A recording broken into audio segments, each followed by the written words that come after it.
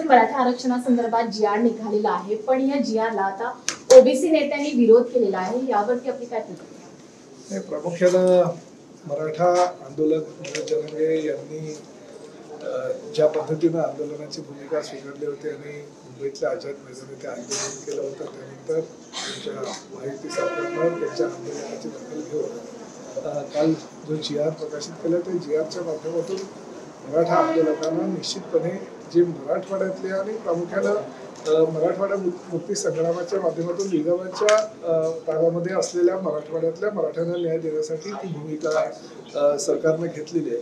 परंतु बबनराव तायवाडे जे नेते आहेत ओबीसी समाजाचे आणि प्रामुख्यानं भुजबळ साहेब त्यांनी सुद्धा सांगितलं की तपासून आम्ही कार्यवाही करतो, परंतु कुठल्याही ओबीसींच्या कोट्यातलं हे आरक्षण दिलं गेलं नाही. ओबीसींचा जो हक्क आहे तो कायम ठेवून मराठ्यांना जे आरक्षण हवं होतं ते दिलेलं आहे. त्यामुळे मला असं वाटतं की कोणाचा जर काही गैरसमज वगैरे झाला असेल तर निश्चितपणे मुख्यमंत्री आणि दोन्ही उपमुख्यमंत्री ते दूर करतील, परंतु ओबीसी समाजानं किंवा त्यांच्या नेत्यांना सुद्धा चर्चा करूनच मग आपली भूमिका जाहीर करावी असं मला आपल्या माध्यमातून सांगायचं.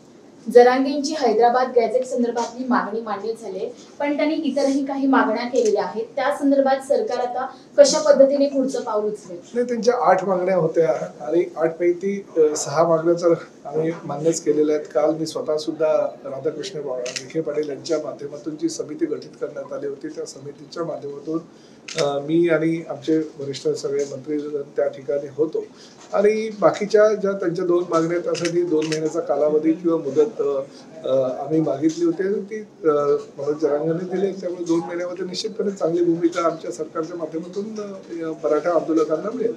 धन्यवाद.